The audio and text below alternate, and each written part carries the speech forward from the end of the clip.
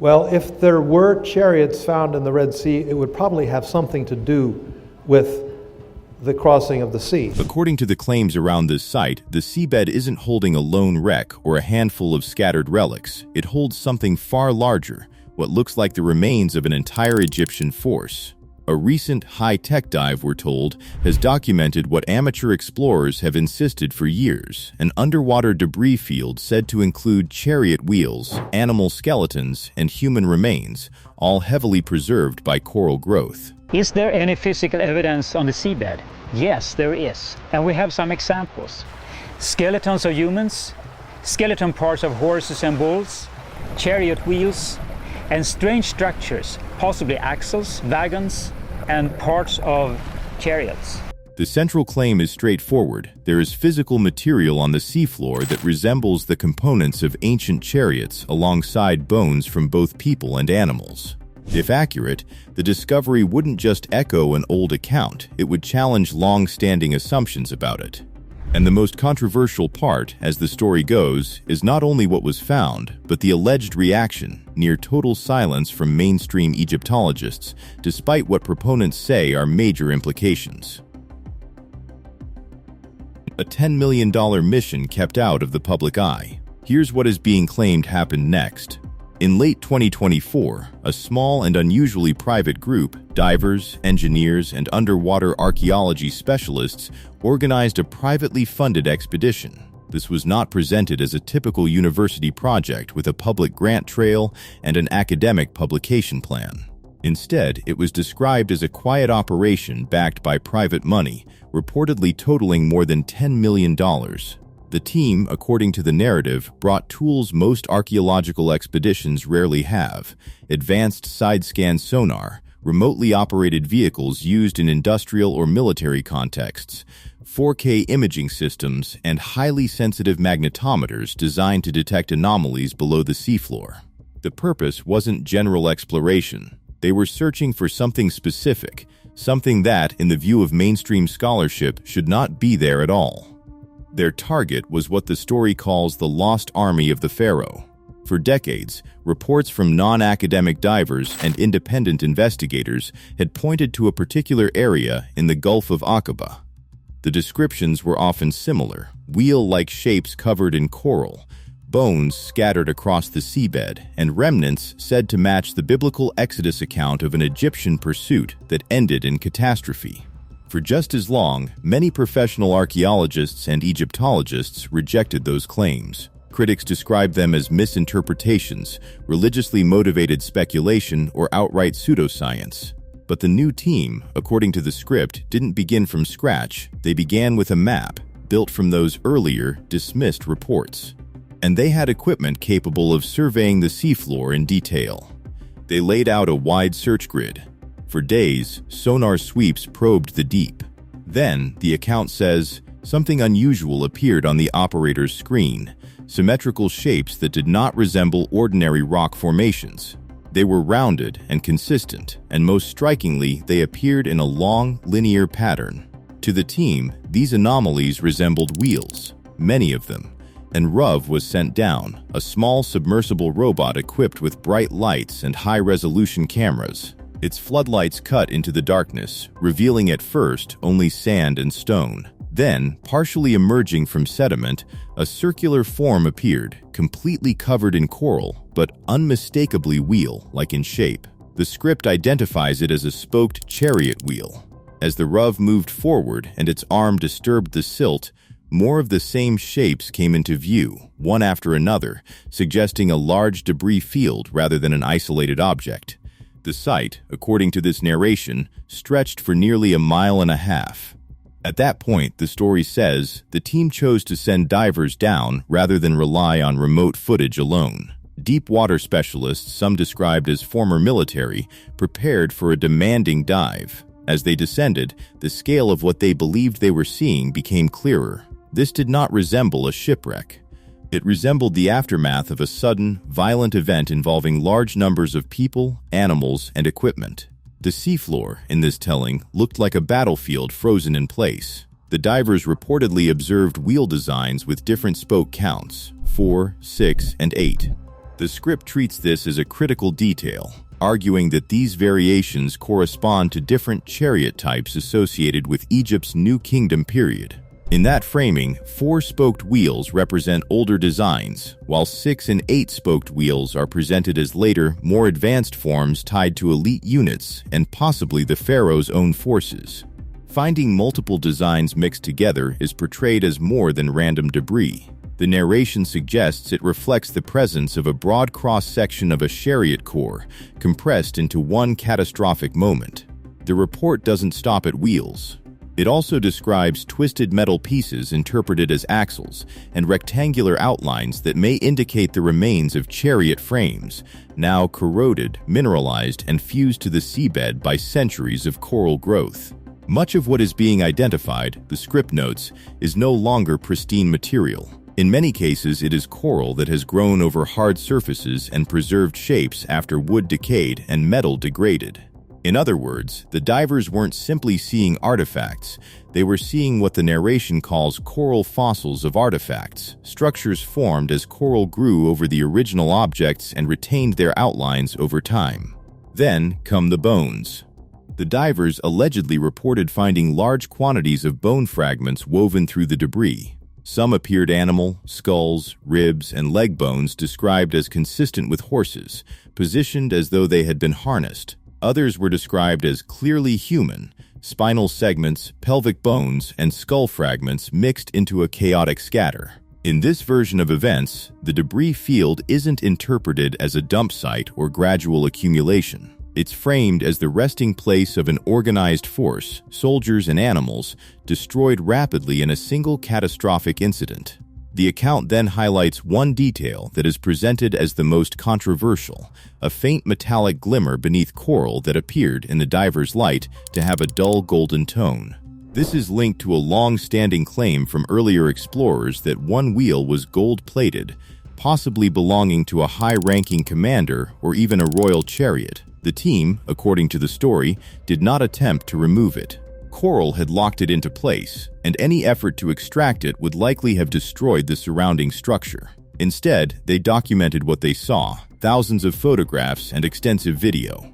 And they understood, the script says, that if their interpretation was correct, the implications would be enormous, tangible material in a location that seems to align with a foundational narrative known across multiple traditions.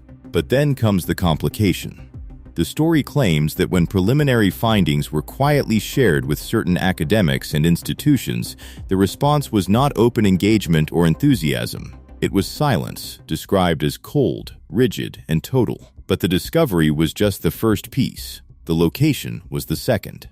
The hidden seafloor crossing no one was supposed to find. So why search this particular spot in the Gulf of Aqaba? According to the narration, the site was selected because of a highly unusual underwater feature, one described as rare on a global scale. The Gulf of Aqaba is known for extreme depths, with much of it forming a deep underwater canyon that drops to roughly 5,000 to 6,000 feet in many areas, more than a mile down. In that kind of terrain, an ancient crossing by foot, let alone by chariot, would be unthinkable. But the script argues there is an exception. One specific place where a large, relatively raised plateau spans the Gulf. Right where the claimed debris field lies, the narration says, a broad underwater land bridge stretches from the Egyptian side, near a large beach referred to here as Nuweiba, to the opposite shore in modern Saudi Arabia. On both sides of this plateau, the seafloor plunges sharply into the deep trenches, but the bridge itself is significantly shallower. Shallow, in this context, is relative. The narration places its deepest point at around 900 feet, still far below the surface, but dramatically higher than the surrounding mile-deep drop-offs. Sonar maps, the story says, show this plateau clearly, a distinct raised pathway, about 10 miles long and several miles wide. The claim is that along the entire length of the Gulf, this would be the only plausible underwater route where an ancient group could even attempt a crossing. In the script's framing, this feature matches key elements of the biblical account: a group pinned against the sea, mountains on either side, and an approaching army closing from behind. Nueva Beach is presented as fitting that description, a wide shoreline bordered by steep, impassable mountains where the only exit would be forward. And directly offshore, the narration says, lies the plateau. This is treated as a major point in the story because the feature cannot be seen from the surface, it is identified through sonar.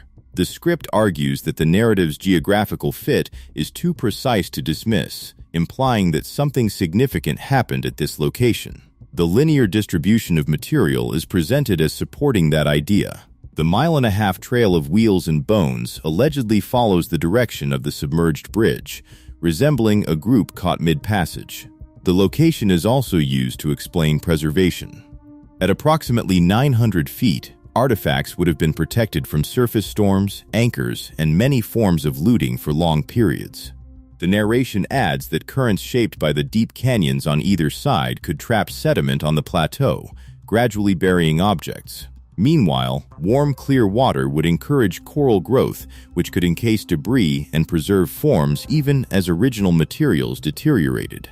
That combination, depth, sediment, and coral, is presented as the reason anything recognizable could remain at all. The script then ties the geography to the scale of the alleged disaster. If hundreds of chariots, horses, and soldiers entered a narrow 10-mile corridor, they could be vulnerable to a sudden event with no lateral escape.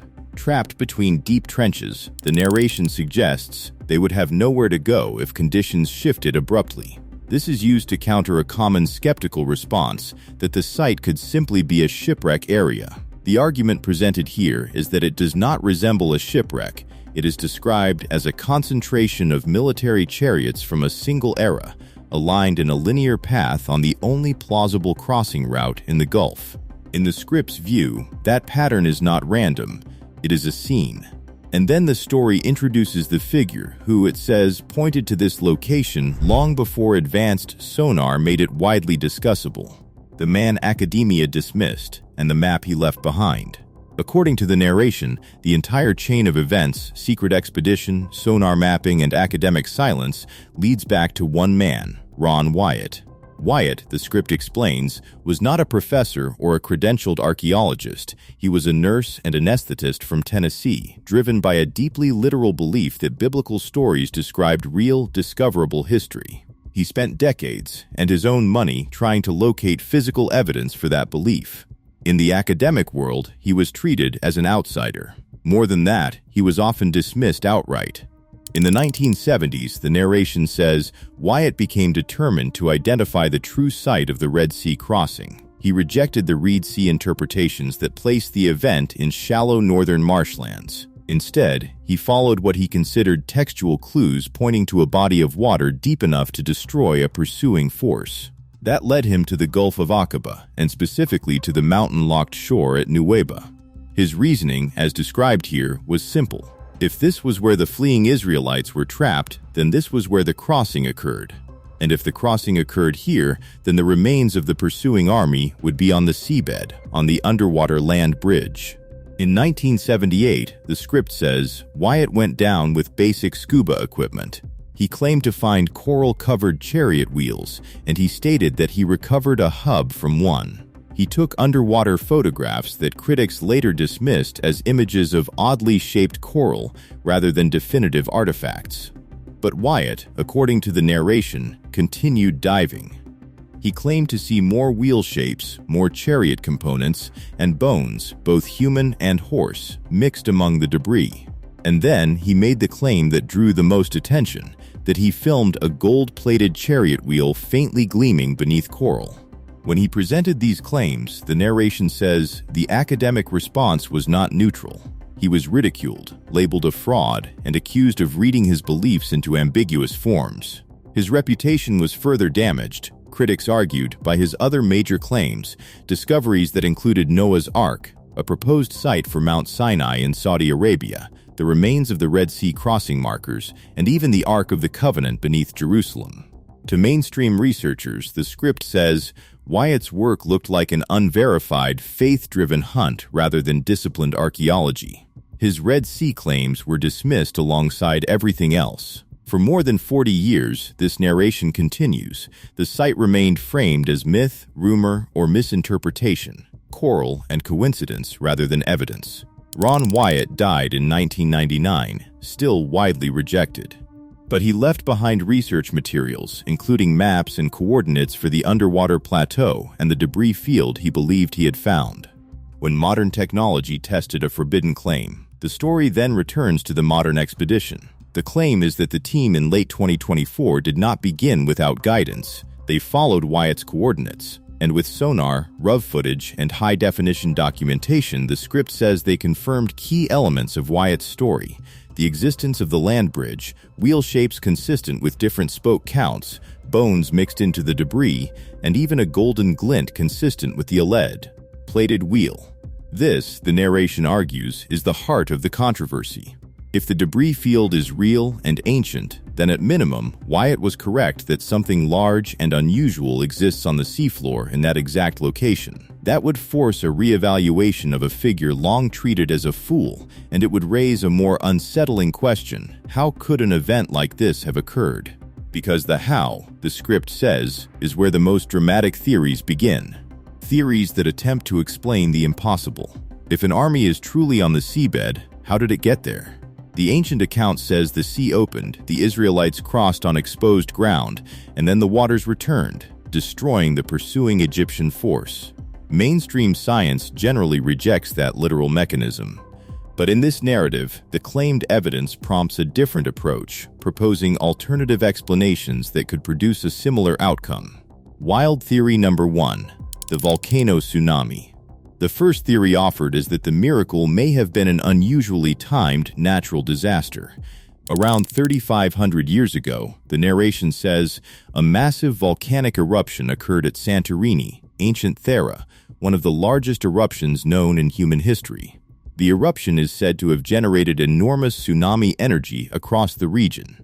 The key concept here is the drawback effect. Before a major tsunami wave arrives, the sea can suddenly withdraw, pulling water away from shore and exposing seabed that is normally submerged.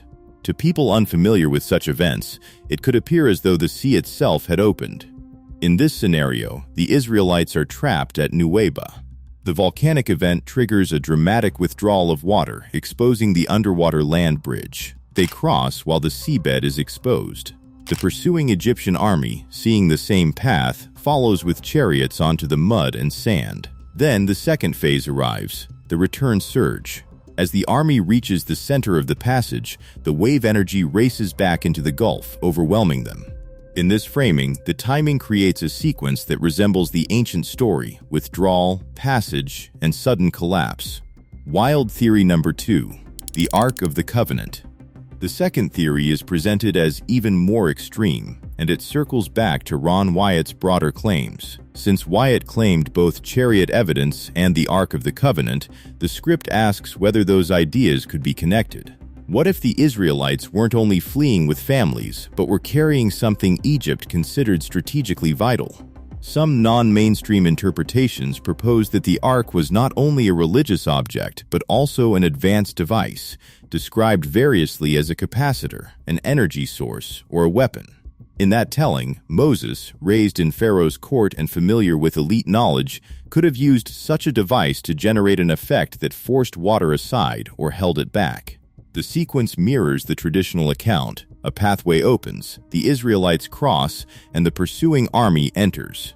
Then, once the Egyptians are fully committed to the passage, the controlling force ends, the water returns, and the army is destroyed. The script argues that this theory could also be used to interpret details like the pillar of cloud and fire, Pharaoh's willingness to risk elite troops, and the appearance of supernatural power. Wild theory number 3: lost acoustic technology. The third theory leans into a different idea, that ancient societies may have understood sound and frequency in ways now forgotten. Some theorists suggest that the parting of the sea could have been produced by a technological effect rather than a natural disaster or a miracle. In this account, Moses' staff is reimagined as a resonator, an instrument capable of producing an intense frequency. That frequency, the theory proposes, could displace water, creating a corridor through acoustic force. The path would persist only as long as the effect remained active. Once deactivated, the water would collapse back into place, again matching the narrative sequence. The script concludes that regardless of which explanation one prefers, volcanic catastrophe, advanced device, or forgotten technology, the common claim is that something powerful occurred in that gulf, something capable of destroying a large force and leaving remnants that later became locked into coral over time. But if evidence exists, the question becomes, why the silence? What are they hiding? This leads to the central issue the script emphasizes, the reaction from mainstream Egyptology and archaeology. The narration argues that the hesitation is not wonder, but a combination of disbelief, professional self-preservation, and anxiety over broader implications. For more than a century, the script says, the dominant academic position has been that the Exodus, as described in biblical tradition, did not occur in the literal, large-scale form presented in the text.